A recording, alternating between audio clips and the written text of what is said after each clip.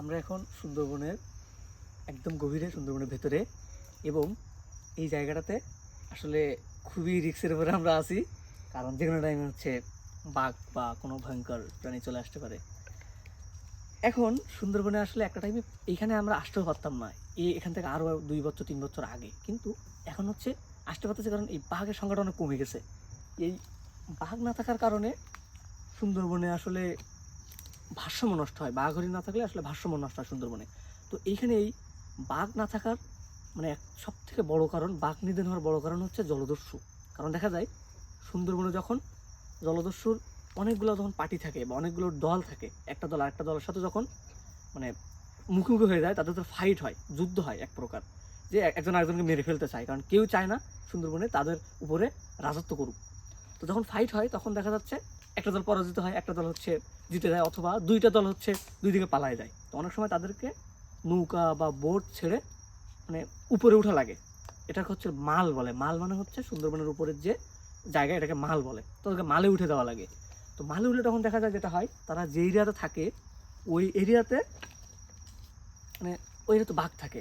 তো এখন বাঘ থাকলে তো তাদেরকে খেয়ে দেবে, তাদেরকে তো তাদের উপরে আক্রমণ করবে। তখন তারা যেটা করে, আশেপাশে সামনে যত পরিমাণ বাঘ পায় বা বাঘ থাকলে সেটাকে ইনস্ট্যান্ট হচ্ছে গুলি করে মেরে দেয়। তাদেরকে তো বাঁচতে হবে। তো এই কারণে দেখা যায় এত বেশি বাঘ মারছে যে এই বাঘের সংখ্যাটা বিশাল বিশাল কমে গেছে।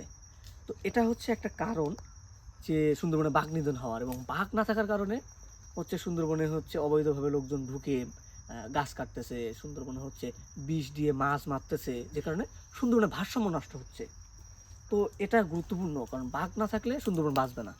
সুন্দরবনকে রক্ষা করতে হলে আমাদেরকে বাঘকে বাঁচাতে হবে, বাঘকে রক্ষা করতে হবে।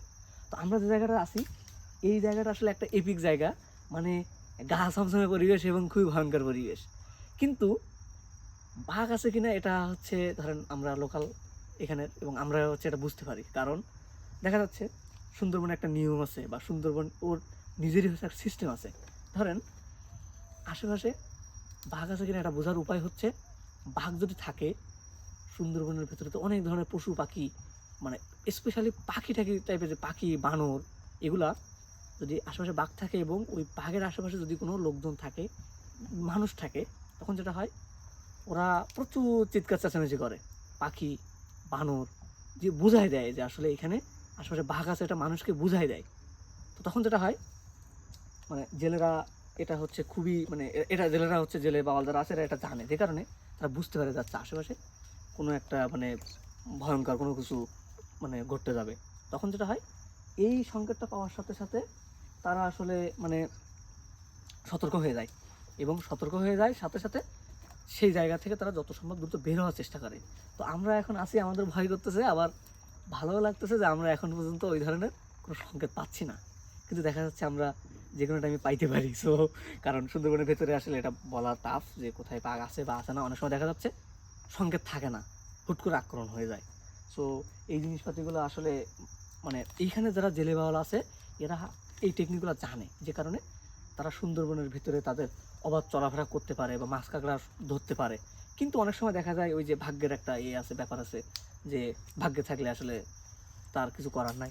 তো এই জন্য প্রচুর এখানে মানে অনেক সময় দেখা যায় অনেক আক্রমণ হয়, বাঘের আক্রমণ হয়। আবার অনেকেই বাঘে আক্রমণ হইলেও জীবন নিয়ে বেঁচে ফিরে। এই ধরনের ঘটনা সুন্দরবনের ভিতরে অহরহ। তো সুন্দরবনটা যেমন সুন্দর, তেমন হচ্ছে সুন্দরবনের এই নেগেটিভ পার্টগুলোও কিন্তু মানে তার থেকেও আর কি ভয়ঙ্কর। যতটা সুন্দর তার থেকে ভয়ঙ্কর। কারণ দেখা যায় অনেকে সুন্দরবনে এসে বাঘ দেখার জন্য আসে, কিন্তু জেলে বাহালরা তারা সবসময় দোয়া করে যে তাদের জন্য বাঘের মুখাপেক্ষি হতে না হয়। কারণ তারা এই বাঘের ভয়ঙ্কর পার্টটা জানে, কিন্তু যারা হচ্ছে এখানে ঘুরতে আসে তারা তো সেটা জানে না। তো আমরা যেমন আমরা আসছি সুন্দরবনের ভিতরে আসছি, তো আমাদের কিন্তু মানে ভয় করতেছে আর কি। মানে এখন যতক্ষণ আছে, আমরা অনেকক্ষণ হয়ে গেছে, আমরাও আর কি বেরোবো।